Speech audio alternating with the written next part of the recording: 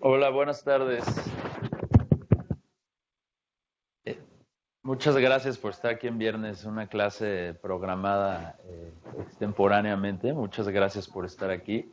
Igual la gente que nos acompaña a distancia, les agradecemos muchísimo que se hayan conectado. Nosotros somos Ulises Vera, quien es el encargado de comunicación de ClearLac. Bueno, a mí ya me conocen, yo soy Emil Salim, yo coordino las capacitaciones en ClearLac y bueno, hoy les vamos preparamos esta sesión de comunicación de la evaluación, que estamos muy contentos de poder venir y realizarla aquí con ustedes. Y bueno, pues arranquemos. No sé si quieras agregar algo antes de... Pues nada, solamente creo que esta clase esperamos, o particularmente con Emil cuando la trabajamos, que busque como abrir muchas preguntas y cuestione esos grandes paradigmas de la comunicación. Y lo más importante a mí personalmente les quiero compartir ese objetivo es que podamos irnos terminando esta clase y ir con la idea de que la comunicación es ese último pedazo que termina después de la evaluación, sino que es parte integral y que podemos incorporar a la comunicación desde el inicio de cualquier evaluación y nos vamos a encargar de trabajar esa y otras preguntas a lo largo de las próximas 3 horas. Y pues arrancamos. Perfecto. Bueno, la estructura de la sesión, para que tengamos un poco un mapa de la ruta, vamos a arrancar con un pequeño ejercicio, un escenario hipotético. Vamos a explicar cuestiones de uso de la evaluación, distinguir la evaluación de lo que viene siendo la investigación, cuestionar un poco también la distinción, ¿por qué no? Vamos a pasar después a hablar de un plan de comunicación donde vamos a invertir buena parte del tiempo destinado a esta sesión. Finalmente tendremos, acercándonos hacia la racha final, hacia las 9 de la noche, un ejercicio grupal interesante, nos vamos a divertir, y una ronda de conclusiones, ¿no? Y al final ahí en la presentación pues pusimos las referencias del material que utilizamos y que les puede servir a ustedes también para tenerlo en caso de que requieran recurrir a alguna fuente de algún tema de los que vamos a ver, etcétera. Y ahí en medio también tendremos un receso antes para que no se preocupe. En medio tendremos un receso. Listo. Pues vamos a empezar con un ejercicio y este ejercicio pues tiene unos objetivos, se los comparto, que es principalmente conocer el valor de identificar qué es eso que llamamos audiencias y que no tiene por qué ser solamente un lenguaje en las áreas de marketing, publicidad y comunicación, sino que nosotros nos vayamos con la idea y un entendimiento más claro de qué es eso que se llaman audiencias y que podamos ejemplificar el carácter práctico de la evaluación del programa. Entonces, pues les vamos a... ¿Qué se los paso? A ver, pues nos las repartimos. Les vamos a compartir unas fichas. Guarden bien esta... Y todavía no la abran. Todavía no la abran. Pero sí pueden leer lo que está escrito aquí. Si quieren, les ayudo a leer para que puedan aprovechar el espacio que tienen en esta hoja blanca. Entonces, vamos a imaginar un poco y les vamos a leer juntos. Te encuentras a Carmen Aristegui, una gran reportera, periodista mexicana, en un elevador. ¿Sabes? Carmen Aristegui viene al CIDE y vienen al diplomado y se la encuentran aquí en el elevador. Cortito, ¿no? Un elevador cortito. De esos momentos tan hermosos que nos da la vida. Si ubicamos todos a Carmen Aristegui, para quienes están en línea también, solo contextualizar que Carmen Aristegui pues ha sido una periodista muy reconocida y premiada en México, ¿no? Entonces todos ubicamos bien a Carmen y entonces la encontramos en un elevador. Empiezan a platicar y pues María le platica a Carmen de una evaluación que acaba de realizar o que han realizado en la organización de Gabriela o de María Fernanda. Y a ella le parece muy interesante lo que le están platicando en el elevador. Y entonces ella les pregunta a ustedes poco más de esa evaluación que ustedes acaban de realizar o que están realizando o que conocen. Pero ya solo quedan unos cuantos pisos y tienen 30 segundos, no más, no menos, para explicarle de qué va esa evaluación, porque muy posiblemente ella podría retomarlo, convertirlo en un trabajo de investigación. Entonces les vamos a dar 1 o 2 minutos para que puedan escribir sobre ese espacio en blanco que tienen. Está hecho a propósito que sea muy pedacito ese espacio para que tengan, si lo tuvieran que decir en 30 segundos, pues no lo destapen todavía. Todavía no lo destapen, solamente escriban sobre ese cachito. Está hecho a propósito para que en ese pequeño pedazo en blanco puedan escribir qué es esa evaluación. Le van a decir a Carmen Aristegui. Entonces escriban la idea y a lo largo de la clase la vamos a leer, no se preocupen, pero piensen que solamente tienen 30 segundos para decirle a Carmen Aristegui sobre una evaluación que ustedes están haciendo, conocen muy bien. Que ustedes creen que es importante y que querrían que se comunicara algo. Alguna que ustedes conozcan. Supongo que todos ustedes están trabajando ahorita en alguna evaluación o tienen alguna en mente. Si no están involucrados en este momento en ninguna evaluación, piensen en alguna evaluación que, no sé, a lo mejor una que hayan hecho en algún ejercicio en el diplomado o alguna que tengan en mente y que crean que tiene potencial de ser comunicado, ¿no? Esto ahorita es un ejercicio muy hipotético, ¿no? Pero... Y para que quede más claro y no quede como las dudas, todos estamos en una organización, ¿no? Y de pronto tenemos la evaluación, tenemos la investigación, tenemos el documento que creemos que nosotros que va a venir a resolver o una política pública va a tener un impacto en la sociedad, ¿no? ¿Cuántas de esas organizaciones, universidades no han hecho evaluaciones o algún programa de investigación y de pronto se queda en ese Word, PDF, documento y no tiene salida y nadie se enteró de esa investigación de evaluación que pudo haber tenido una trascendencia mayor?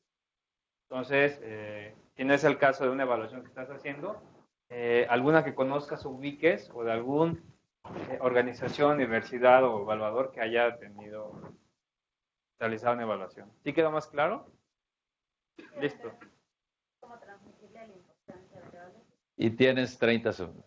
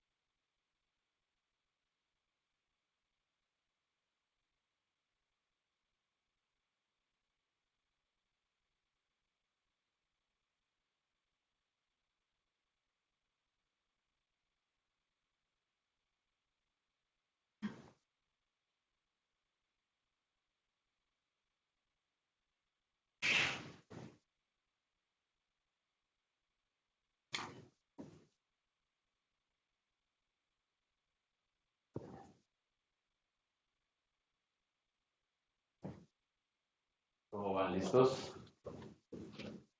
¿Sí? Por acá sí, por acá también. Va. Pues, ¿tú qué dirías en 30 segundos, Gaby? ¿Yo qué diría? ¿Qué le dirías a Carmen? Aquí está Carmen Aristegui. Hola, ¿cómo estás, Gabriela? ¿Vas al piso 5, Gabriela? Al 8. Ok, vamos al 8. De subterráneo. Del menos 15. Bueno, a mí no se me ocurrió como que estaba evaluando, o sea, se me ocurrió como una cosa en general, como platicarle una cosa en general. Lo que yo le diría de la evaluación, le daría algunos datos, algunos números que impactaran, le daría algunas evidencias positivas y algunas negativas del diseño de la política, o sea, de lo que yo evalué. Y también le diría cuál es la importancia de mejorarla, con la sociedad mexicana y del valor que tendría, y de la importancia que tendría de ser comunicada, de ser algo periodístico, sacarlo al aire, de ser comunicada para lograr mejorarla, rediseñarla y para que este impacto de que sea comunicado y de que esta sea como que todo el mundo la conozca y que sepa que puede lograrse cosas mejores, también llega a oídos de los decisores, ¿no? Me parecería como una cosa que yo diría, ¿no? Okay. Bien, si bien Gabriela no, nos dio un ejemplo muy concreto, el esquema que nos presenta es algo que vamos a ir revisando y desagregando. Entonces, muy bien, ten presente ese esquema, no abran todavía sus hojas y más adelante cuando las abramos vamos a comparar eso que acabas de escribir con la sorpresa que está ahí en la hoja. Bien, gracias. ¿Quién sí hizo un ejemplo particular? Ana y luego María. Ok, pues yo le diría que con datos arrojados de la Encuesta Nacional de Acceso a la Información en el 2016, nos hemos dado cuenta que las personas no están aprovechando su derecho de acceso a la información y el desconocimiento que tienen estas personas de su ejercicio no les está permitiendo transformar su calidad de vida accediendo a otros derechos. Se supone que el DAI es un derecho llave que te permite aprovechar otros derechos. Bien, 30 segundos o menos, eso está bien. Sí, sí lo logramos ahí, ¿no? Se abren las puertas, ¿no? Y sale carne. Perfecto, ahora vean cómo a diferencia de Gabriela, venimos haciendo como un ejercicio más como en embudo, ¿no? Como justamente lo que queremos decir, ya puesto más en argumentos, en frases, pero al final viene dialogando con este esquema que proponía Gabriela, ¿no? Como datos, el contexto y por qué es importante, ¿no? La importancia, seguramente en varios ejemplos, va a estar escrita y vamos a ver si coincide con María. Gracias. También, Daphne. Y también tenemos gente en línea. Ok. Ok. O sea, Ahorita. Sí. le diría, o sea, yo no es tanto política, porque yo trabajo en una fundación que apoya como proyectos de inversión social. Y sí estábamos trabajando en uno que trabaja con artesanos y su objetivo es sacar a los artesanos de la pobreza a través de la producción de los artículos que incorporan la artesanía y el diseño. Y lo queríamos evaluar para comprobar qué tanto era el potencial que tenía para sacar como el artesano de la pobreza y convertirlo más en empresario, para demostrarle al gobierno que el sector artesanal, en vez de que siempre se ha visto como más algo de desarrollo social, porque es original, que tiene el potencial de convertirse en un sector relevante para la economía de México. Muy interesante. El orden estábamos en Daphne, luego acá y en línea, ¿cierto? Así. Okay. Yo le diría que... Incluso díganlo como tal. Yo soy Carmen. Oye, Carmen, dímelo tal. No, intentemos... simular. Si yo no le diría tal, dímelo tal cual yo soy Carmen. Igual salúdame, buenos días, si no. Pero si yo soy Carmen, dímelo tal cual, diría.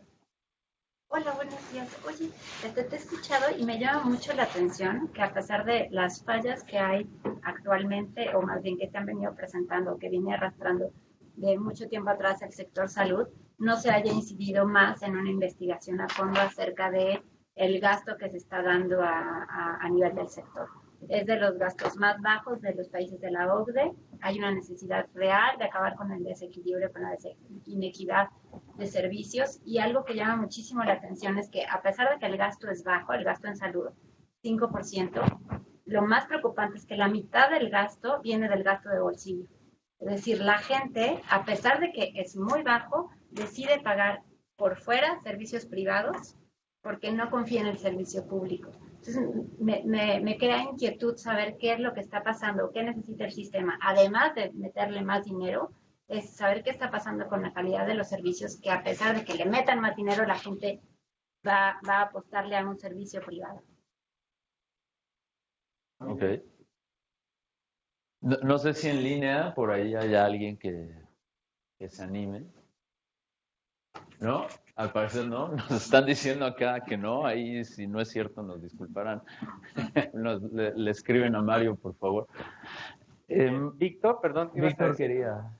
Yo le diría, ¿sabes qué, Carmen? Aquí estando en el CIDE hice una evaluación de tal programa y creo que es un programa insignia del actual gobierno y refleja sus intenciones manifestadas en la campaña. Y por lo mismo creo que podrías dedicarle unos minutos a este programa. Bien. Estos dos ejemplos, bueno, todos en realidad son muy buenos porque marcan o tienen, en realidad todos tenemos una estructura muy clara y una cercanía con una evaluación. Entonces, a veces, justamente el ejercicio de Carmen Aristegui, me adelanto solamente un poquito, tiene que ver en reconocer eso, quién es ella, qué hace nosotros, qué hicimos o cómo somos parte de una evaluación.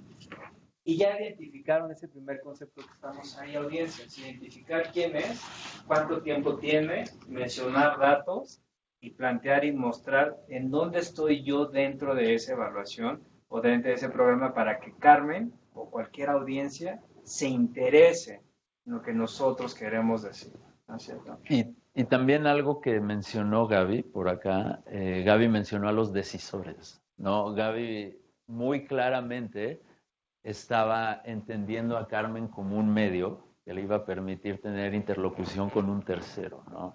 Ahí Gaby está reflejando un uso muy claro de la evaluación, ¿no? A lo mejor Gaby no nos puso el dato concreto, pero tenía muy claro a quién le estaba hablando por medio de la plataforma que es Carmen, ¿no?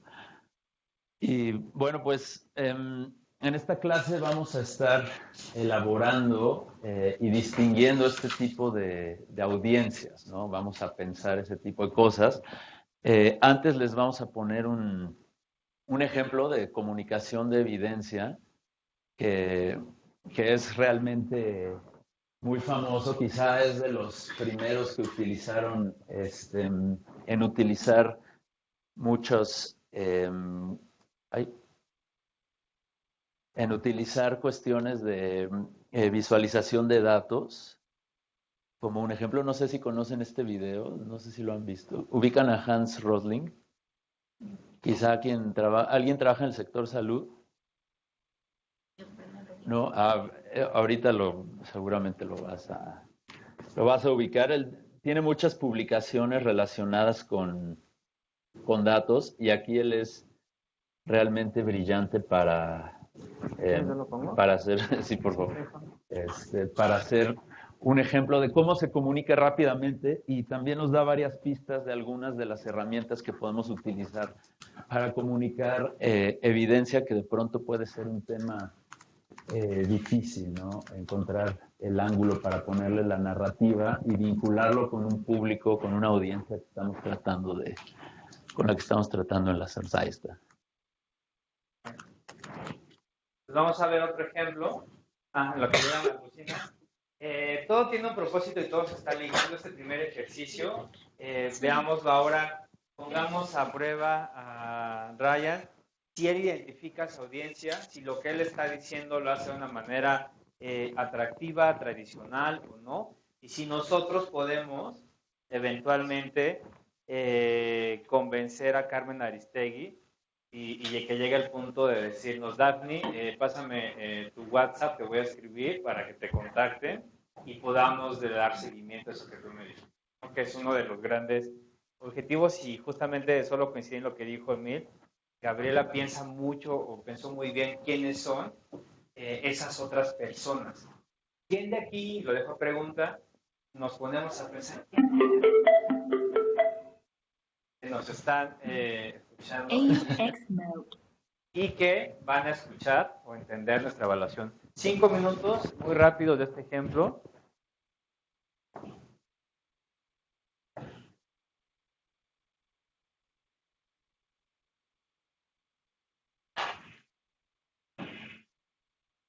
10 years ago, I took on the task to teach global development to Swedish undergraduate students. That was after having spent about 20 years together with African institutions studying Hungary and Africa. I was sort of expected to know a little about the world. And I started in our medical university, Karolinska Institute, an undergraduate course called Global Health. But when you get that opportunity, you get a little nervous. I thought, these students coming to us actually have the highest grade you can get in Swedish college system. So I thought maybe they know everything I'm going to teach them about. So I did a pre-test when they came. And one of the questions from which I learned a lot was this one. Which country has the highest child mortality of these 5 pairs? And I put them together so that in each pair of country, one has twice the child mortality of the other. And this means that it's much bigger the difference than the uncertainty of the data. I won't put you at a test here, but it's Turkey, which is highest there, Poland, Russia, Pakistan, and South Africa. And these were the results of the Swedish students. I did it so I got a confidence interval, which was pretty narrow, and I got happy, of course. I had 1.8 right answer out of 5 possible. That means that there was a place for a professor of international health and for my course.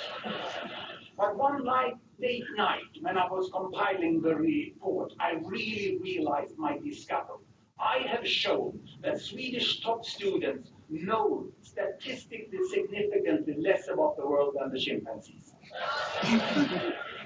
Because the chimpanzee would score half right. If I gave them 2 bananas with Sri Lanka and Turkey, they would be right, half of the cases. But the students are not that. The problem for me was not ignorance, it was preconceived ideas.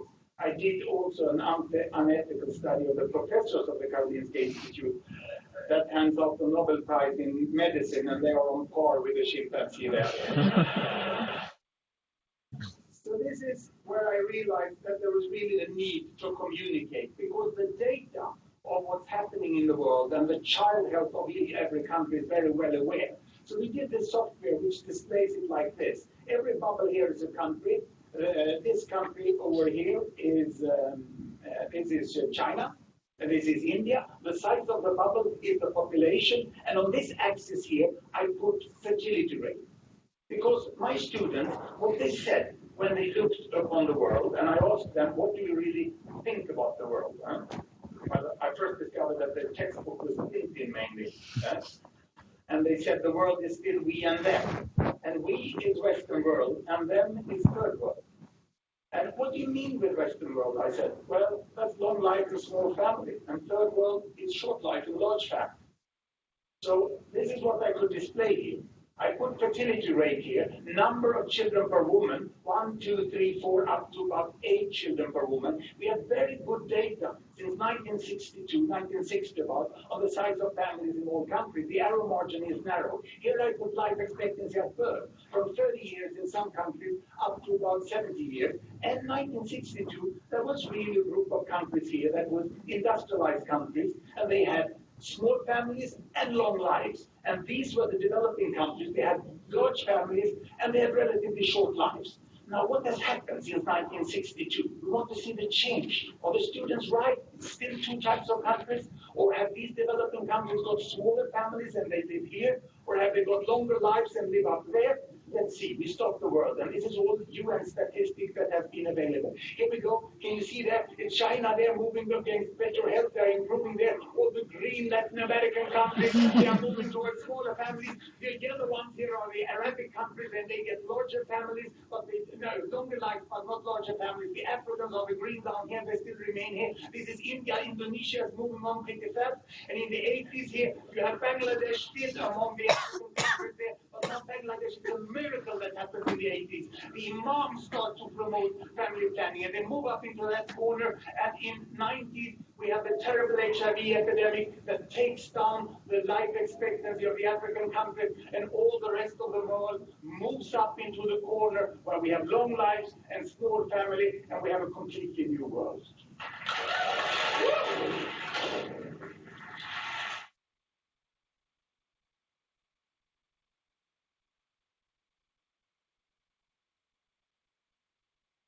To make a comparison directly between the United States of America and Vietnam, 1960.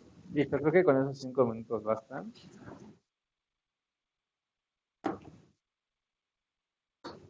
Y bueno, pues lo que podemos ver, o aquí intentamos señalar, y lo vamos también a ir desarrollando, es al responder a la pregunta ¿cómo? Una de las grandes cosas o grandes paradigmas en la comunicación y que Emilia y yo lo discutimos justo para la clase es como cómo comunicamos, ¿no?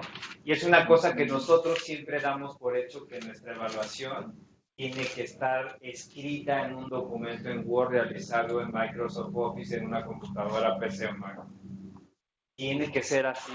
¿Qué pasa si yo hago un resumen de otra manera? ¿Cuáles son los otros formatos en los que yo puedo soportar una evaluación y cómo esos formatos pueden ser reapropiables, digitalizables, viralizados o no? Esas decisiones son decisiones de comunicación y son todo un proceso que acompaña desde el inicio de la evaluación misma y que no se quede al final.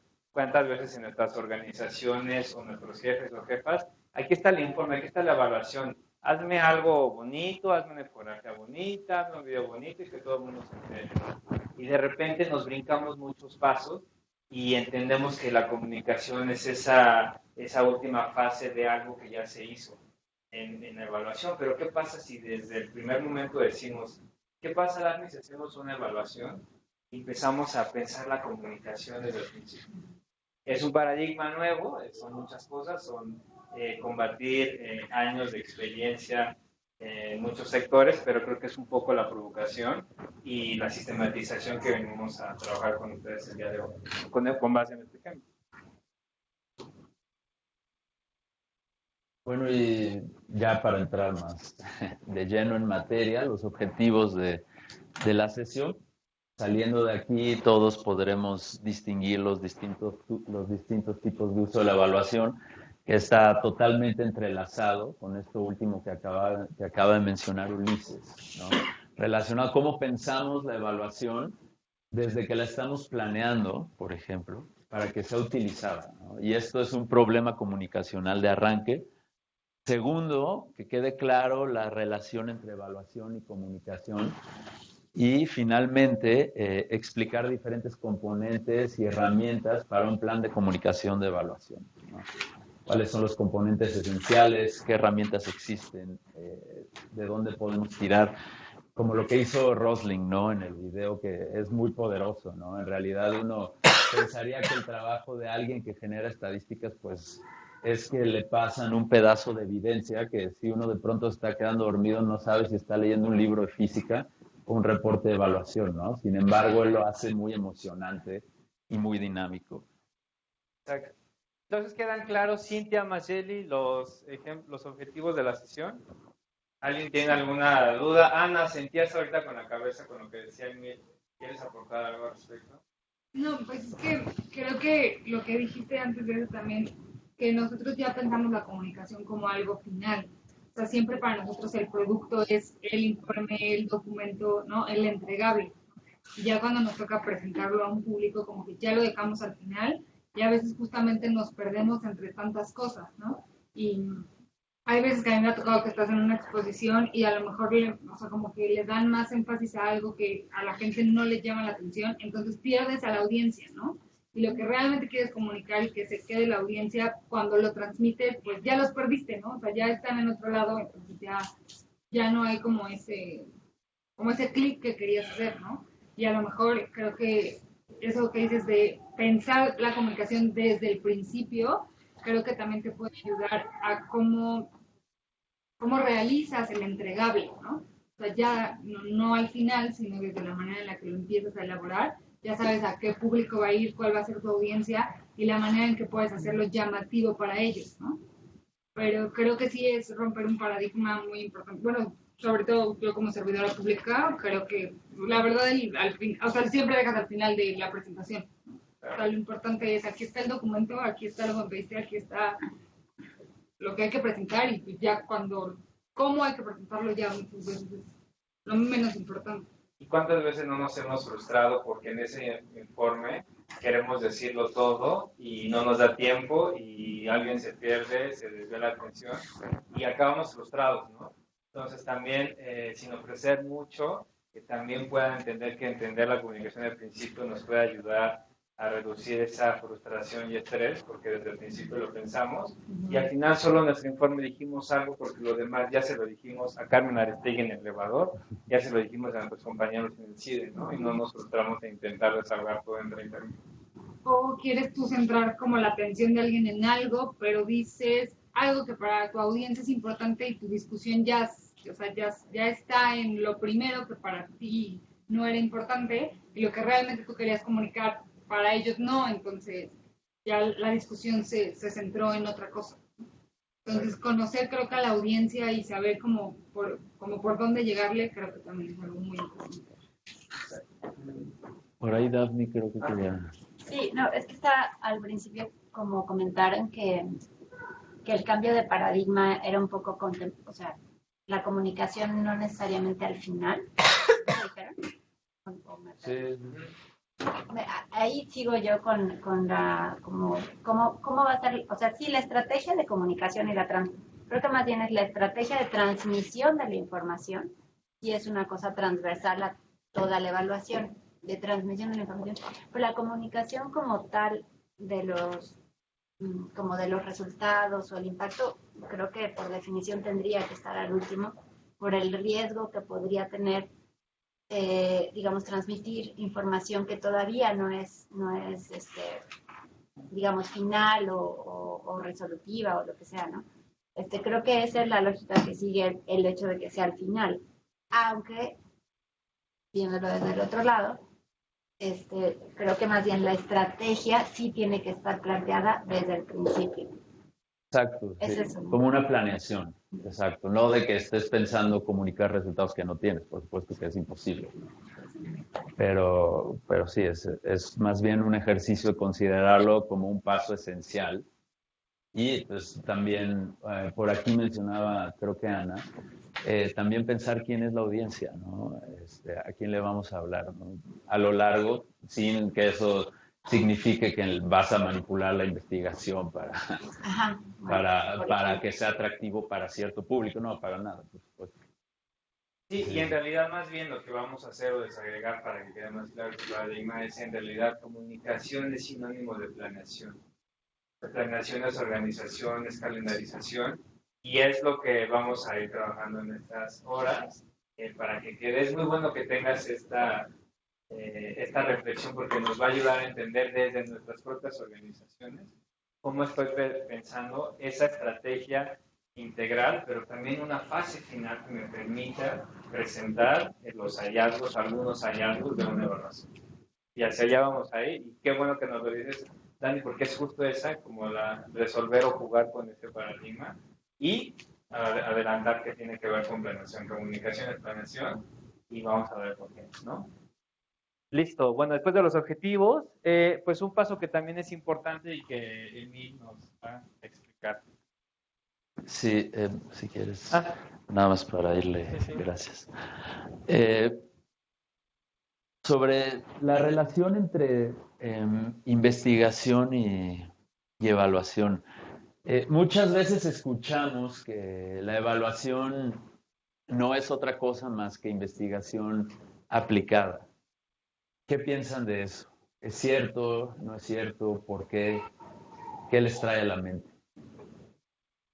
Igual en línea. Daphne.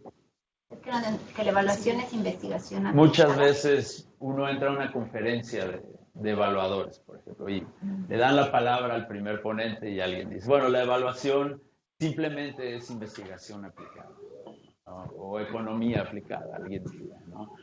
¿Qué les hace pensar eso? Mira. Sí. Pues, o sea, creo que la evaluación, más que solo investigar algo, tiene mucho que ver con la trascendencia que lo que estás evaluando va a tener y los resultados que vas a transmitir, porque no sirve de nada evaluar algo si no va a llevar, o sea, por ejemplo, hay muchas investigaciones que están hechas para mostrar los resultados que se tuvo, pero creo que evaluar algo es para que esos resultados que estás mostrando lleven a una acción concreta de la permanencia de algún programa o de algo que estás haciendo o que se elimine. Entonces, exacto. Conllevan más que solamente investigar algo. Exacto. ¿no? ¿Alguien nos podría decir eso sobre el vínculo o por qué mucha gente piensa que la evaluación no es más que investigación aplicada? ¿Y qué comparten, digamos, una evaluación y una investigación tradicional? Una investigación académica, por ejemplo. La aplicación de métodos científicos. La aplicación de métodos científicos, ¿sí? ¿Qué más? El análisis de la información. El análisis de la información. ¿Alguien más? Pues, en esencia, comparten los métodos de investigación, ¿no? Métodos para recolección de información, para análisis, para sistematizar la información también. ¿Y qué las distingue? ¿Cuál sería la diferencia, entonces, entre, por un lado, una investigación tradicional y un ejercicio de evaluación de política pública? Aquí. No sé si, yo estaba pensando la otra pregunta, que igual una investigación es más neutral, como que no toma partido y como que la evaluación ya lleva a un juicio de valor de que si funciona o no. Ok. Ok, sí. Por acá, Salvador. El objetivo, o sea, el público objetivo, la investigación pues, es la comunidad científica y la política pública es la evaluación es para tomadores de decisiones de política pública. Exacto. Sí. La investigación, a ver por allá, Daphne. Pues sí, yo creo que más bien como que en la pirámide de información inciden en distintos niveles. La investigación se queda como a un nivel de generación de información, o sea, generación de información.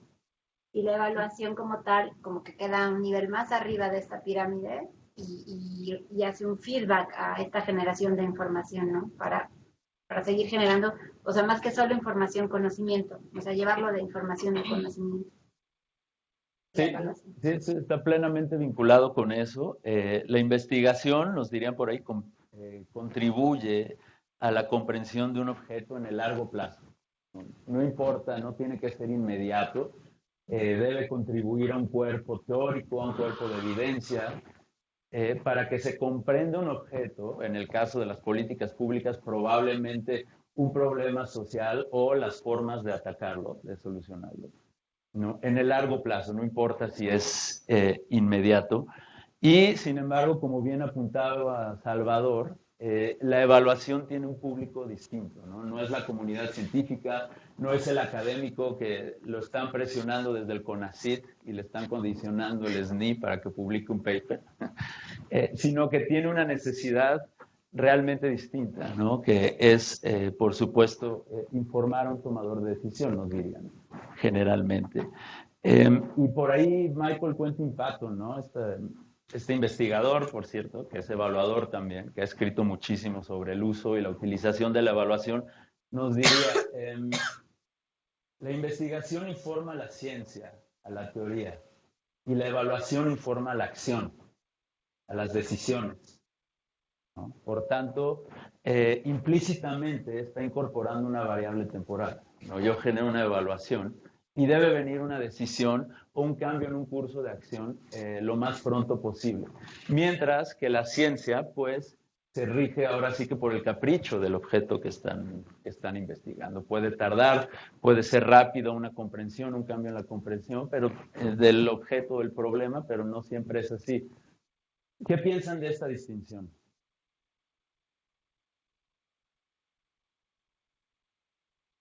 Bueno, sí me hace sentido esa lógica, pero no la comparto del todo. O sea, me hace sentido como que el ciclo de vida, digamos, de otra vez, como de la información. Y creo que justo la investigación está al principio, ¿no? O sea, en esta gran pirámide de producir y de generar datos. Muchos pueden quedarse ahí mucho tiempo, hasta el momento en el que llegan a utilizarse para algo la información y van subiendo, ¿no? Y creo que la evaluación ya está en otro momento, o sea, en un momento más final, en el ciclo de vida de la información, en donde ya se está probando como tal. Creo que más bien son tiempos muy distintos. O sea, la diferencia es temporal en el uso de la información. Temporal en el uso de la información. Es una diferencia temporal. Sí. Sí, pues bueno, en realidad esto es una distinción canónica que en los cursos de ABC de la evaluación generalmente se empieza por ahí, ¿no? Trazando la distinción es muy, inspira muchísimo que alguien te diga a ti que te estás preparando como evaluador, la evaluación informa la acción, todo lo demás informa el conocimiento, que es lento, toma tiempo, es caprichoso, etcétera. Pero en realidad, si lo pensamos y lo contrastamos con los usos de la evaluación, no necesariamente se sostiene la distinción entre investigación y evaluación con la información que nos da o con los argumentos que tenemos a partir de pensar que la única forma de utilizar la evaluación es mediante la acción, ¿no? Y lo que nos dice en realidad la literatura acerca del uso de la evaluación es que la evaluación no es nada más y no depende exclusivamente de un uso instrumental, ¿no? Me parece que por ahí Karina Barrios les platicó un poquito de los diferentes usos de la evaluación. Ahorita lo vamos a ver un poquito más en detalle, con un poquito más de calma. Y sabemos que los tipos de evaluación son instrumental, es decir, se hace una evaluación, se emite una recomendación, sigue una lógica de causa-efecto y se toma una decisión, ¿no? El programa no debe continuar, se deben ajustar las reglas de operación de esta manera, etcétera. Un uso conceptual, se aprende algo a partir de la evaluación que no necesariamente se traduce en una decisión, y un uso simbólico que en realidad es un uso mucho más político que requiere un nivel de análisis ampliado. Pero de entrada lo que esto nos dice es que el uso de la evaluación no se concentra en la parte instrumental, en esperar que un tomador de decisión cambie un curso de acción o algo por el estilo, ¿no? Sino que es en realidad algo mucho más complejo para lo que funciona la evaluación.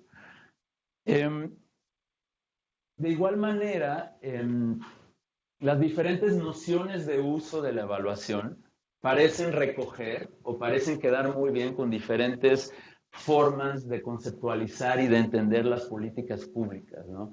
Esta pregunta que también ustedes estuvieron explorando en la primera sesión con Claudia Maldonado, ¿qué son las políticas públicas? ¿No? De alguna manera pensar el uso de la evaluación clarifica mucho las definiciones de política pública. Por ejemplo, quien busca o espera o genera un uso instrumental de la evaluación tiene una noción de política pública donde se les entiende como un conjunto de acciones coordinadas para alcanzar un fin determinado, ¿no? Por ejemplo, yo entrego medicamentos y ofrezco servicios de educación para los niños para disminuir la pobreza en largo plazo, ¿no? Por poner el trillado ejemplo de prospera, oportunidades, progresa, o al revés, las P, disculpen, a veces se me escapan, ¿no?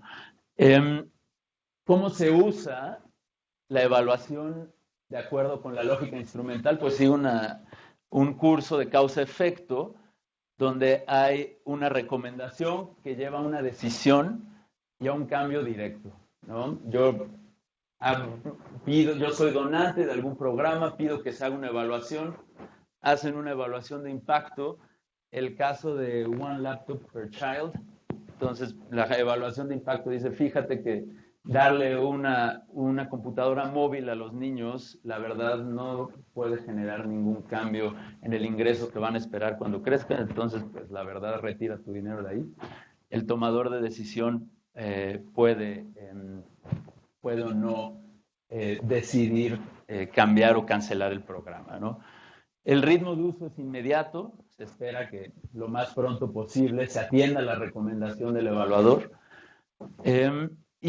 Bueno, el tipo de cambio es muy tangible, ¿no? Es la desaparición o la continuación de un programa o el ajuste en la forma de operación, en la conceptualización de la población objetivo y del problema mismo de un programa, ¿no? Aquí, digamos, es el tipo de uso ideal de la evaluación. Cuando se genera la información, la evidencia a partir de la evaluación, pues quien se espera que la use, todo el mundo cae dentro de la organización que implementa la política pública. Entonces, pues bueno, se espera que se emita una recomendación y se tome una decisión Y ese es el uso de la evaluación, ¿no? En este primer modelo, en esta primera forma de entender cómo se puede usar la evaluación, que es de alguna manera lo primero que se nos viene a la mente cuando pensamos en usar la evaluación, ¿no? Incluso Gaby al principio con su ejemplo mencionaba a los tomadores de decisión que vendrían a ser los usuarios de la evaluación en este nivel. ¿Alguien tiene una duda, algún comentario? Me iba a preguntar. ¿Qué pregunta? Karina Martínez preguntó que si este proceso dinámico y emocionante de comunicar podría relacionarse con teoría de experiencia de usuario. Pues sí, en realidad se refiere a lo de Rosling, ¿no? Supongo que se refiere al video de Rosling. Supongo que sí, bueno, no específico. No sé si quieras... Sí, creo que podemos, más adelante vamos a hablar más allá de experiencia de usuario, que es un paso también consecuente de quiénes son esas audiencias, ¿no? En realidad eso es en la comunicación es como uno de los grandes momentos o enfoques de estudio en términos de recepción de audiencia. Y ya son reflexiones más antropológicas, sociológicas, semióticas, de cómo esas audiencias recibieron lo que compartimos y cómo eso cambió de acuerdo al tipo de uso de la evaluación que estamos hablando, cómo esos decisores tomaron decisiones o no, o cómo otros actores de otras audiencias reaccionaron frente a esa evaluación que nosotros comunicamos, pero no vamos a entrar ahorita a eso, vamos a hacer un coqueteo con esa parte de cómo la audiencia está recibiendo lo que compartimos, pero solo decir que sí es un gran campo de estudio en la comunicación de cómo la gente recibió y experimentó, pero ya son otros análisis que igual en otra ocasión podremos allá, ¿no? Pero sin duda la respuesta es sí, ¿no? La respuesta es sí. Ok. Bueno, el uso conceptual. Aquí en el uso conceptual nos acercamos mucho a esa definición de políticas públicas que también sé que la revisaron en la sesión del enfoque de políticas públicas con la doctora Maldonado y la mencionó Carlos Bravo también, y se refiere o entiende las políticas públicas como una hipótesis de cambio social. No se preocupa tanto por el conjunto de acciones, que si están coordinadas o no, que si pueden cumplir el objetivo o no, sino primeramente en algún momento la política pública construye un problema y tiene una hipótesis que será probada, por supuesto, sobre cómo se puede solucionar ese problema que definió en un primer momento. Aquí se usa, digamos, la evaluación no necesariamente genera una decisión o un cambio en el curso de acción o la implementación de una política pública, sino lo que sucede es que poco a poco se va cambiando la manera como se entiende el problema que atiende la política pública misma o la forma como uno puede entrarle para tratar de solucionar el problema. Digamos, por eso es un ritmo, nos dicen incremental, y tiene una lógica acumulativa. A lo mejor no después de la primera evaluación que nos dicen, bueno, tu población objetivo está mal definida, lo entiendes y lo transforma, o el tomador de decisión lo entiende y lo transforma, lo cambia y lo plasma en un documento normativo, en una regla de operación, sino que puede ser después de varias evaluaciones, varios estudios que le van explicando por qué, ahora sí que como diría Arjona, el problema no es problema, ¿no? ¿Por qué tiene que cambiar la evaluación de alguna manera? Y aquí el uso realmente es intangible, ¿no? No podemos saber, aquí el uso más bien se encuentra, eso nos dice la literatura, en el pensamiento y en los sentimientos de quienes están al pendiente de un programa y una evaluación. Lo que esto nos lleva a pensar y nos empieza a llevar a problematizar la lámina donde distinguíamos nítidamente evaluación de investigación, es que aquí los usuarios de la evaluación, de la evidencia, ya no son solamente los implementadores de la política pública, ¿no? A lo mejor alguien más va a retomar esa evaluación que implementa otro programa en otra parte del mundo y va a poder aprender algo.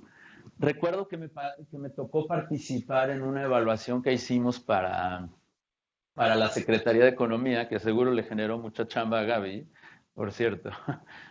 Creo que todavía no está. Hace como 3 años, donde pues básicamente el principal comentario es que no tenía ningún tipo de población objetivo o área de enfoque definida. Por supuesto que eso no se derivó en ningún tipo de ajuste en las reglas de operación, pero lo que sí notamos es que durante el proceso, dialogando con ellos, preguntándoles, ayudando a que hicieran explícitos muchos de los supuestos que tenían al momento de entender el problema que atacaban, que era cómo elevar la competitividad económica, fueron aprendiendo muchas cosas, incluso nos lo llegaron a mencionar, pero eso no se tradujo inmediatamente en un cambio, en una regla de operación. Sin embargo, se generó un aprendizaje.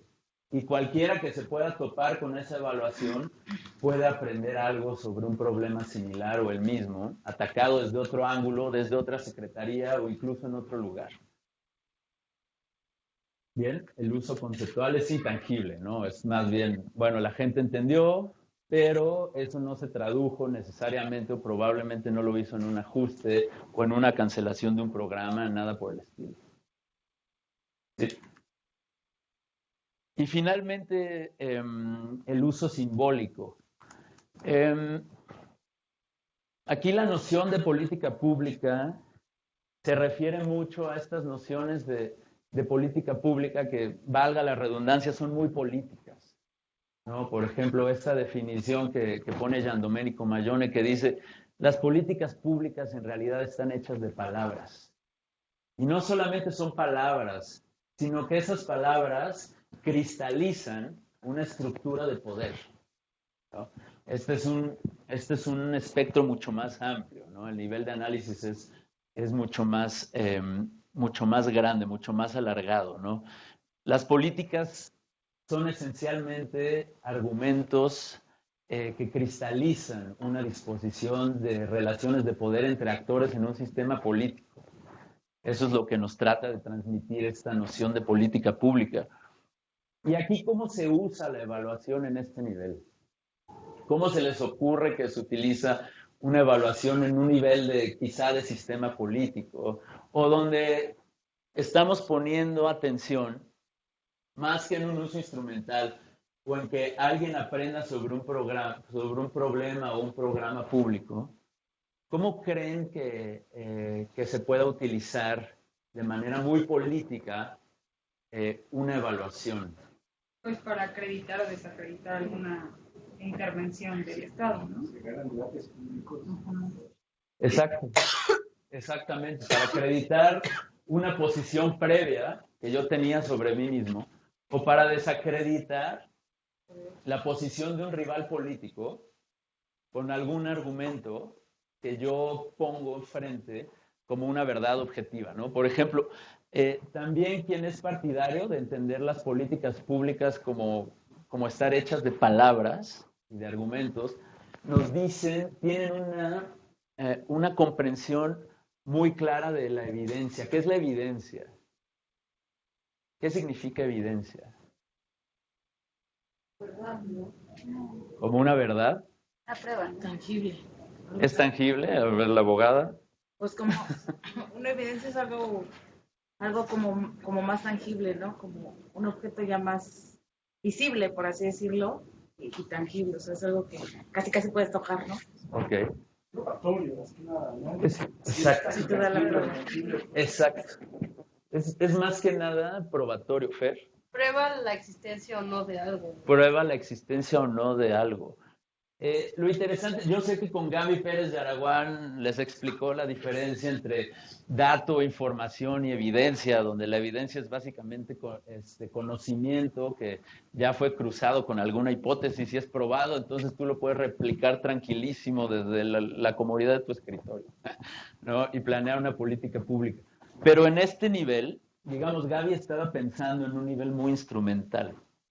En este nivel de análisis, donde usamos la evaluación como un símbolo, lo que estamos buscando, la evidencia, se parece mucho más a la evidencia como la entienden los abogados, como algo probatorio, como un pedazo de argumento que es estratégicamente colocado, para probar y persuadir a alguien de algo, ¿no?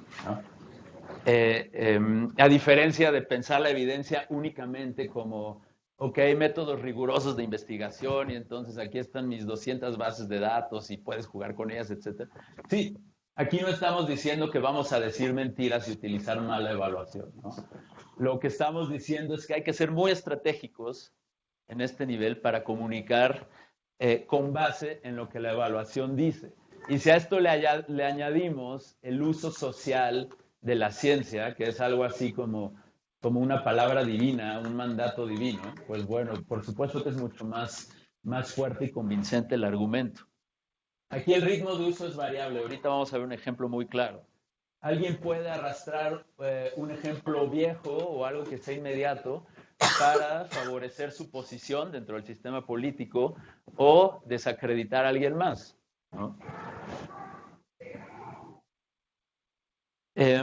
Aquí el tipo de cambio, en realidad, lo que genera la evaluación es intangible porque lo que sucede es que se suben temas a la agenda pública o trata de que se bajen otros. Y los usuarios aquí en realidad es que todos los usuarios de la evaluación tienden a ser externos. Nadie pertenece al grupo de implementador o al equipo de Prospera, ¿no? Por ejemplo. Aquí hay una evaluación de impacto del famosísimo, más en estos días cuando lo lanzaron, programa de estancias infantiles, que originalmente se llamaba Programa de Estancias Infantiles para Madres Trabajadoras, ¿no?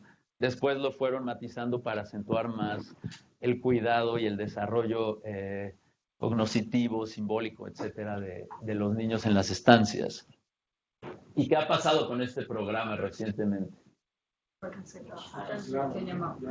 Bueno, tal cual no lo cancelaron, pero le tocó una baja presupuestal que es básicamente, si no lo mataron, lo están asfixiando presupuestalmente, ¿no? Por decir así.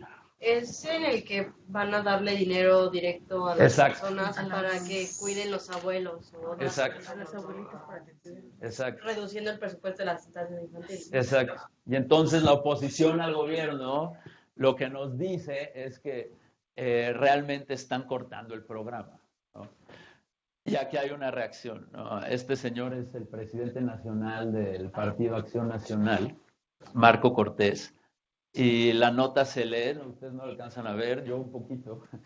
El PAN urge al gobierno de AMLO dejar de atacar y debilitar a organismos autónomos. Pero lo que se lee abajo, tú lo tienes ahí en pantalla, Uli, es que aquí no se lee. Se ve mejor acá. Bueno, a ver, yo se los digo. Marco Cortés, presidente nacional del PAN, dice que Coneval dice que el programa de estancias infantiles sí funciona para las madres. Este es un claro ejemplo de un uso simbólico de la evaluación. E incluso aquí vemos que la cuestión temporal no es inmediata cuando alguien utiliza la evaluación como un símbolo, como una bandera, porque este documento de evaluación de impacto es del 2011.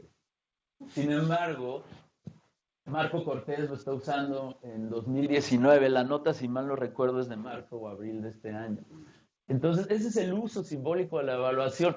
¿Cómo nos deja esto? ¿Qué nos lleva a pensar acerca de distinguir claramente a la evaluación de la investigación, diciendo que, casi románticamente, ¿no?, que la evaluación lo único que tiene en mente es informar a la acción, cuando no lo está poniendo en un contexto social donde hay juegos de poder, y tampoco está viendo que vivimos en un mundo de información fluida, donde la evidencia que yo genero puede generar un aprendizaje muy lejos del equipo implementador de una política pública y hacer un cambio en cómo se entienden los problemas. No sé si esto queda claro, si alguien quiera darnos un ejemplo similar. Yo no lo sé tal cual, la verdad lo estuve buscando para esta clase, hubiera sido muy interesante. Pero estuve buscando si AMLO por ahí habló de algún informe de Coneval para tirarle al gobierno, alguno de los muchos gobiernos que lo antecedieron, Y no lo encontré, cosa que es muy interesante porque Él tiene otros datos. no, es que él tiene un estilo y que es algo que encontramos mucho con lo que llamamos populismo, que es todo lo que es científico y como el término evidencia, como que le saca ronchas, ¿no? Entonces probablemente por ahí vaya, la verdad no sé, ahora sí que yo no tengo evidencia para decir, pero ¿qué tal se las puse en el argumento? Sí. No, creo que, o sea, por ejemplo, ahí me llama la atención y creo que es un poco lo que estás diciendo, que el ejemplo este de Marco Cortés eventualmente no sería un ejemplo si él hubiera dicho la política pública no sirvió o tal. Pero él dice, Coneval dice Exacto. que la política pública no sirvió. Es decir, el argumento se vuelve más potente cuando él lo recarga Exacto. en alguien reconocido en el tema evaluativo. En Exacto. cambio, si él solo hubiera dicho esta política pública no sirve, queda en algo como retórico. Y no estaría usando evidencia ni evaluación. Exactamente. Exactamente. Entonces creo que esa sería la otra cara de la moneda en el caso de López Obrador, ¿no? Que es justo estos argumentos en donde no los utiliza, simplemente no utiliza y no se mete ni con datos ni con evaluaciones, y entonces todo queda como en la parte retórica, que no, o sea, eventualmente pues no puede ser, digamos, confrontada, porque no hay que confrontar, ¿no? Sí, es exacto. retórico. No pone un objeto común de referencia, ¿no? Que ese es otro tipo de retórica, ¿no? Aquí, por ejemplo, pues Marco Cortés te diría, ¿dónde dice eso? Pues vete a la evaluación y te va el link, ¿no? Es más, si quieres ponerle más medallitas, la hizo el Instituto Nacional de Salud Pública. Que como seguramente ustedes ya sabrán muy bien, es uno de los cuerpos mejor capacitados para hacer evaluaciones en este país.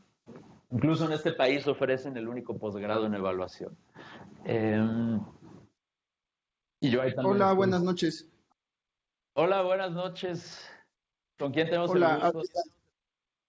habla Jaciel. Ahí no sé si sería un ejemplo adecuado, pero por ejemplo ahorita con la federalización que está en puerta del sistema de salud y el tan famoso seguro popular, o sea, una de las formas en que justamente el presidente ha mencionado que el seguro popular no es ni seguro ni es popular, ¿no? Pero en su discurso sí lo ha manifestado. Y en la contraparte, con evidencia científica y no sé si con conflictos de intereses, puesto que su formulador en tiempos de Fox fue Julio Frenk, con toda la evidencia donde muestra que justamente el seguro popular permitió el acceso a salud de personas que no contaban con seguridad social.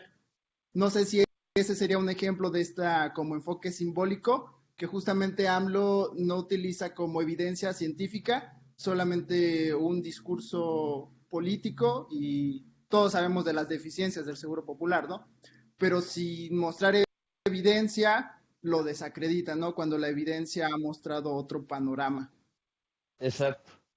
Sí, mira, te la voy a voltear para que quede más claro el ejemplo. Es como si Marco Cortés o Felipe Calderón en Twitter, porque puede ser, nos hubiera dicho, mira, este documento que es una evaluación diagnóstica del Seguro Popular que hizo Julio Frenk, prueba que dados los recursos que tiene el Estado mexicano es la mejor manera de atender la falta de servicios de salud pública. Ese hubiera sido otro ejemplo. Lo interesante aquí es que en ambos casos, y creo que en el de Marco Cortés es muy claro, Marco Cortés no aprendió nada de la evaluación. Él ya venía diciendo que no iba a, que era una mala idea cortar el seguro popular, probablemente porque es una política que impulsó, las estancias infantiles, probablemente porque es una política que impulsó el gobierno de Felipe Calderón en su primer año de gobierno. Fue una de las políticas insignias junto con el seguro popular del sexenio de Calderón. Él no aprendió nada, él reforzó y legitimó su postura con base en un documento científico y considerado neutral. Y ese es otro uso de la evaluación. Y eso no acaba aquí.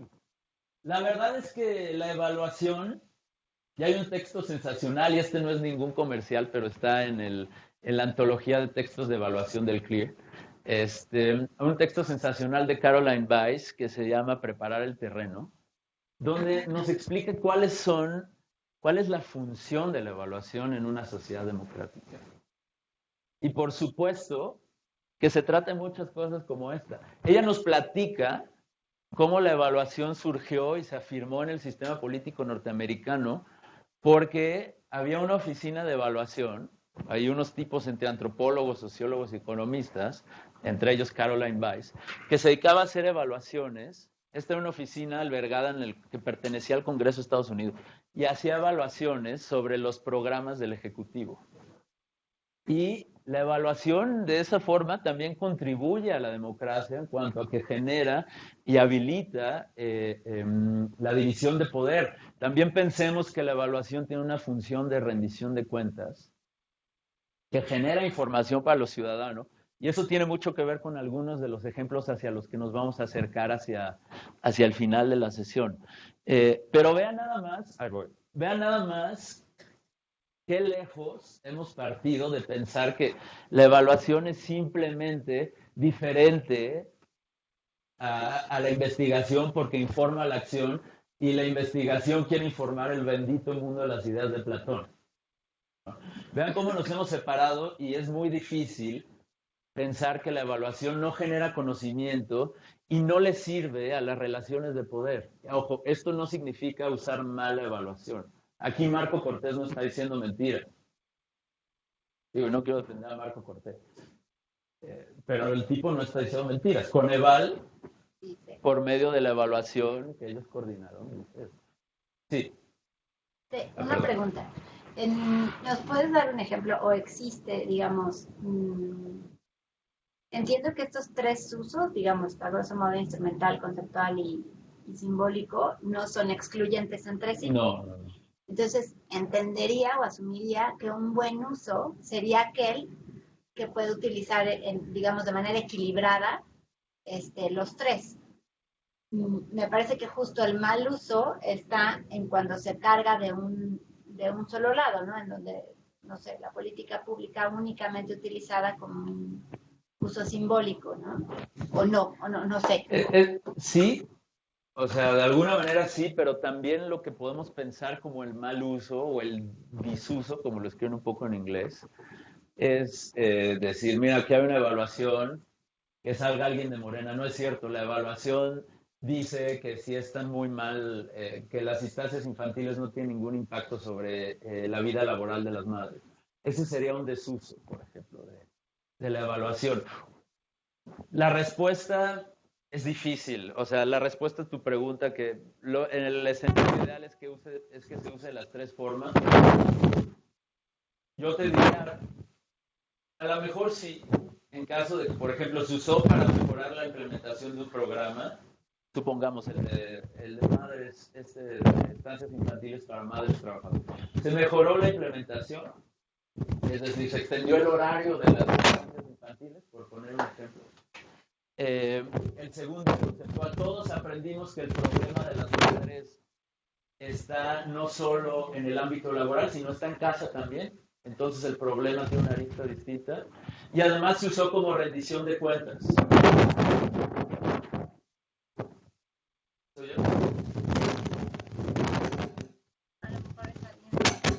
O alguien de fuera. Sí, o sea, por ejemplo, creo que un criterio de una evaluación bien utilizada no tiene que pasar por ahí necesariamente. O sea, por ejemplo, una muy buena evaluación, muy bien hecha, te pudo haber arrojado un uso conceptual, entender diferente un problema, pero no se pudo articular. Y esto nos lleva al siguiente tema. Ay, creo que por ahí falta una. Al siguiente tema. Me voy a saltar unas diapositivas, ahorita regresamos. Sobre qué otras cosas afectan las decisiones de política pública y a las políticas públicas mismas. No, es una visión idílica pensar que solamente las evaluaciones influyen sobre las políticas públicas, porque por supuesto que no. A lo mejor se generó un uso conceptual, pero el contexto organizacional estorbó y no se pudo generar una regla. Voy a poner un ejemplo hipotético en este caso. Supongamos que las becas Benito Juárez empiezan a ser implementadas por Secretaría de Desarrollo Social y Secretaría de Educación Pública, y a los 2 o 3 años Coneval comisiona una evaluación de procesos para alguien y descubren que sería mucho mejor si las becas Benito Juárez solo fueran implementadas por la SEP, porque lo único que hace la Secretaría del Bienestar es mover los recursos y entorpecer el flujo. Caso hipotético. Políticamente podría ser, o organizacionalmente le podríamos quitar ese pedazo de presupuesto a Bienestar, quién sabe. Quién sabe si se pudiera implementar esa recomendación, por ejemplo, ¿no? Un contexto organizacional, ¿no? Tendrías que cambiar la jerarquía y todo el diseño organizacional de una instancia implementadora para poder realizar para poder atender una recomendación, pues sería difícil, ¿no? Otros factores que influyen, pues decisiones políticas. Una decisión política muy clara es, otra vez vuelvo al ejemplo del POP, el Progreso, Oportunidades, Prospera. Bueno, pues vamos a quitar el POP, vamos a tener las becas Benito Juárez, porque, y aquí AMLO si citara, por ejemplo, a Coneval, pues sí, la verdad es que el objetivo general de POP era romper el ciclo intergeneracional de la pobreza, cosa que no pasó. Y a pesar de que sabemos que generó mejores tallas en los niños y tienen más años de escolaridad, pues el programa en realidad no cumplió su objetivo. Eso sí lo dicen las evaluaciones de impacto. Eso no es mentira. ¿Qué pasó aquí? Una decisión política donde privilegiamos el combate a la pobreza por sobre todas las cosas. Grupos de interés. Piensen en cualquier ejemplo que quieran de un programa educativo, para tenerlo muy claro, o un programa de regulación en la Secretaría de Economía, ¿no? Por ejemplo, uno a veces llega a la Secretaría de Economía, oye, qué bonito edificio, sí, me lo prestaron unos textileros. Okay. Los aranceles de China para las telas, ¿no?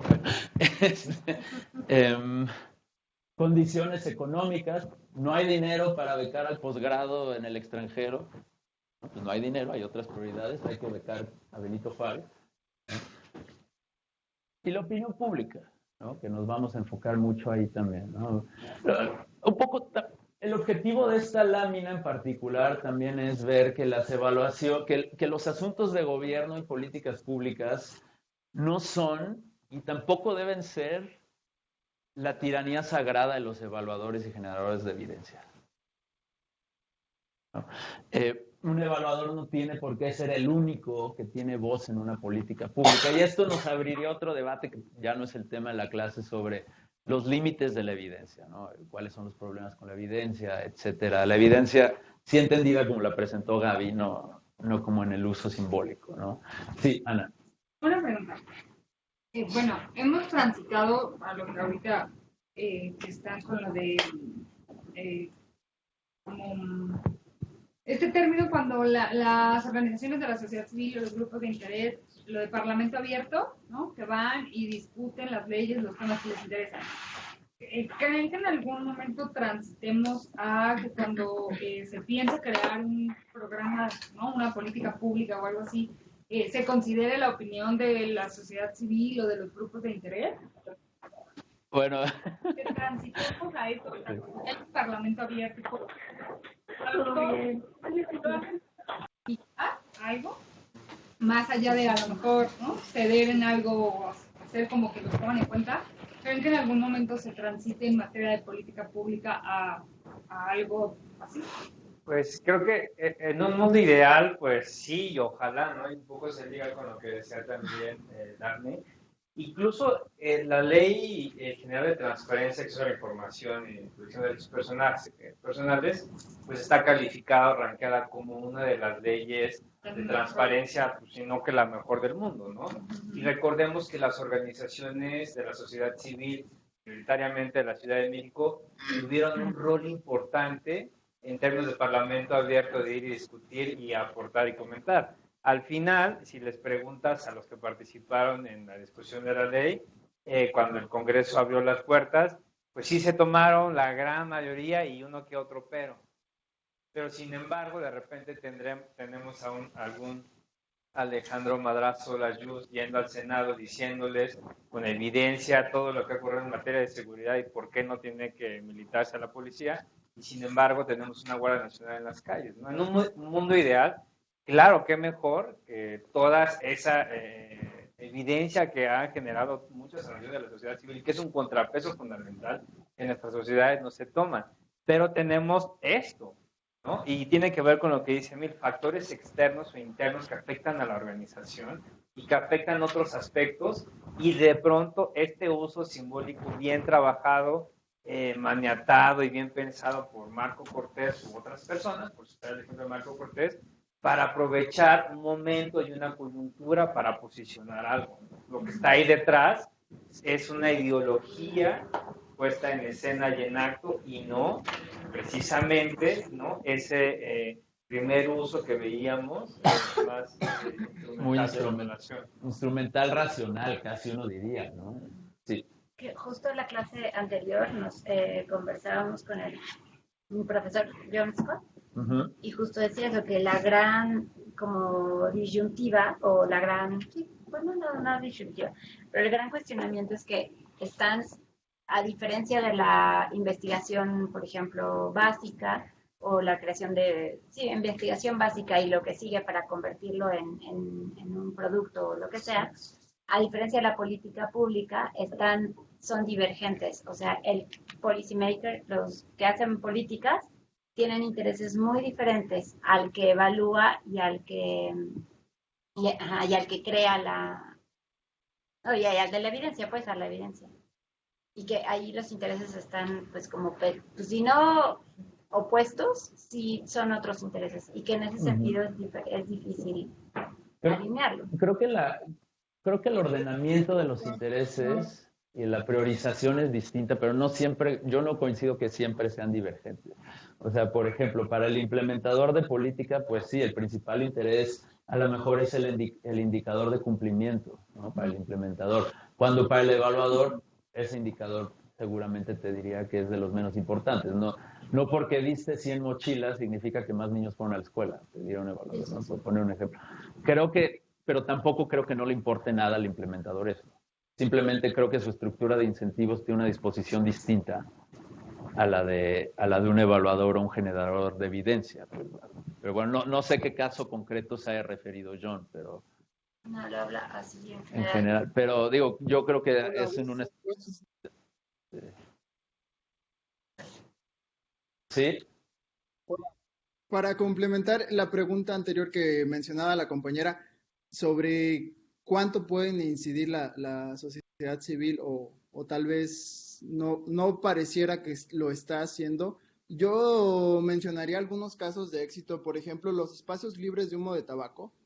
O sea, justamente la sociedad civil, una muy fuerte que es Códice, que está en todos los estados, con evidencia científica, ha podido gestionar, y creo que depende mucho de la madurez que tenga esa sociedad civil, el grado de madurez y el uso y la comunicación que dé de los resultados, ha podido incidir con tomadores de decisiones, llámese Cámara de Diputados, para poder regular los espacios libres de humo de tabaco. O sea, y estamos hablando de intereses de las grandes tabacaleras, y aún así se ha podido incidir en política pública. O sea, creo que el canal de comunicación y la madurez del equipo y el uso de la evidencia científica sí te permite incidir, o sea, desde la sociedad civil. Como el comentario de Ana, ¿no? Bueno, aunado a esto también, que es a nivel muy chiquito, tenemos los dichosos aquí en la ciudad presupuestos participativos que vienen siendo. Sí. Es un para gran nosotros un dolor de cabeza, pero porque luego la gente decide cada barbaridad. Pero bueno, la democracia. Pero la pregunta que quería hacer con respecto a lo anterior. Hace 2 clases veíamos términos de referencia y hace 3 la parte de prensa y periodismo y políticas públicas.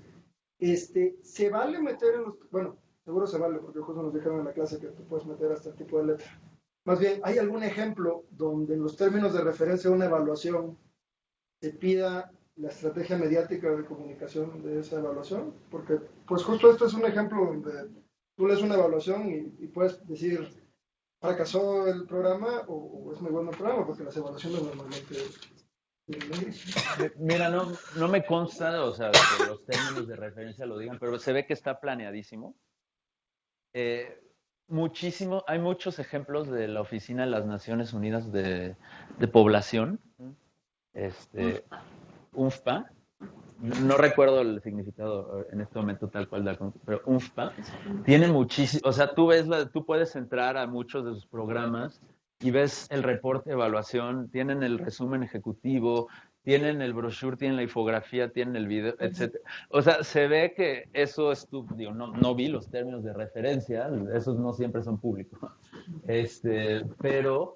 pero se nota que estuvo desde el inicio, desde la planeación y desde quien contrató y comisionó ese ejercicio de evaluación. Y es exactamente lo que decía Ulises, o sea, quien planificó, comunicó también, ¿no? Pero si quieres, ahí vamos a citar un ejemplo de eso si viene la referencia en la presentación. Y ahí le puedes explorar. Ellos lo hacen realmente bien. Algunos de JPAL también. El de One Laptop Per Child, el ejemplo que di, es de JPAL y tiene cosas un poquito así. Sí, bueno, algo más de... Sí, solo de esto, un concepto, ya lo dijo Emilio, o hablamos precisamente como de cómo afectan en este ecosistema de elementos en donde hay intereses políticos, organizacionales, y creo que es importante que veamos, estructuremos justo en este ecosistema qué otros elementos, actores o factores afectan o intervienen en todo este proceso, no solamente de la evaluación, sino de la comunicación misma. Y creo que estas dos cajas son buenas como para pensarlo. Las dinámicas simbólicas en el ámbito político creo que lo hemos platicado bastante. El lenguaje también, ¿no? Quienes son muy exquisitos en términos, los lingüistas, ¿no? Como en un análisis de contenido del lenguaje, las palabras dicen y lo que no dices o lo que no se está escribiendo también está diciendo algo, ¿no? ¿Cuál es el contexto del texto? Porque un texto, quienes pensamos o pensaríamos más desde el lenguaje, la lingüística, diríamos, ese texto tiene un contexto y esos contextos tienen valores simbólicos, políticos, ideológicos, morales. Entonces podríamos desagregar, un análisis de contenido es desagregar, extender, hacer una radiografía de un Word, de un documento, ¿no? Entonces, como dejar preciso que el lenguaje tiene muchas implicaciones. Y paparruchas, las paparruchas, así se les llama a las fake news, pues mejor en español, si pueden cambiar y dejar de decir fake news, se les conoce, no está inventado nada, son paparruchas, y si uno busca en internet eso creo que es muy interesante. Y internamente capacidades instaladas y recursos técnicos. Claro, si yo no tengo una computadora con un Office, con una licencia, ¿cómo escribo el reporte que me pide mi jefa, ¿no? Es una tontería, pero al final, si no tengo el equipo instalado, si no tengo las capacidades y el conocimiento para desarrollar algo en materia de comunicación, pues difícilmente vamos a poder lograr obtener un efecto en eso, ¿no? Entonces, las noticias falsas lo pongo porque justo en el ejemplo de Marco Cortés, de repente vemos una cantidad de noticias, ¿no? ¿Cuántas veces no abrimos el Facebook o el Twitter y leemos, López Obrador se drogó con cocaína? Y no, o sea, y vemos muchísimo, o cualquier tontería. Y de repente, si uno pone atención a la dirección web, es noticiasdelmundomundial.net. Bueno, eso no es un mail de comunicación, ¿no? Acá teníamos un DBS. Y sin embargo, ahí empezamos a adentrarnos en todos estos contextos de comunicación o canales como Twitter o redes sociales en los que hay noticias falsas y en los que hay agencias de comunicación. Hay un video muy interesante de BuzzFeed News México antes de que se extinguiera, en el que luego se los pasamos en la referencia, creo que no lo incluimos, que habla sobre las agencias de las noticias falsas en México. Y es un tipo que contrata a 20 personas como ustedes y los pone a generar noticias falsas todo el día y tiene 10 agencias físicas. Tiene a 100 personas produciendo todos los días noticias falsas. Y puede ser asombroso, pero la pregunta no solo es por qué lo hace Carlos Melo, es cuántos Carlos Melo hay hoy en día en México produciendo contenidos falsos.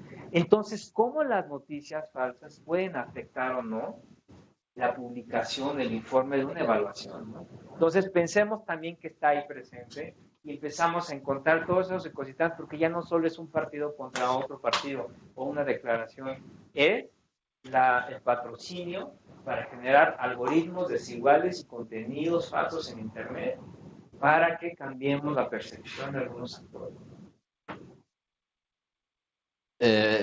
Y bueno, nos vamos a enfocar en la segunda parte de la sesión en el uso conceptual y simbólico de la evaluación. Ya tuvieron un poquito de uso instrumental con Karina y los aspectos susceptibles de mejora. Ahora que con Karina también lo revisaron, creo que ahora es más claro que era un uso conceptual.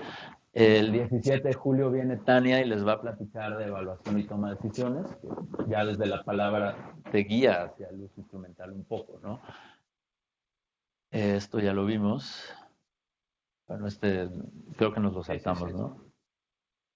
Y bueno, ¿cómo vamos de tiempo? Estamos como para... Podemos hacer el break de una vez. Hacemos el break para que nos vayamos en todo esto que ya discutimos.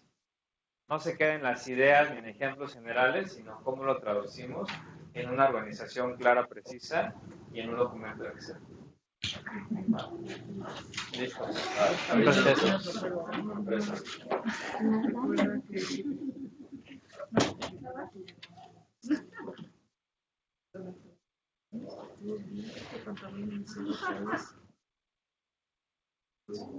Sí, te iba a decir que te pasaba de la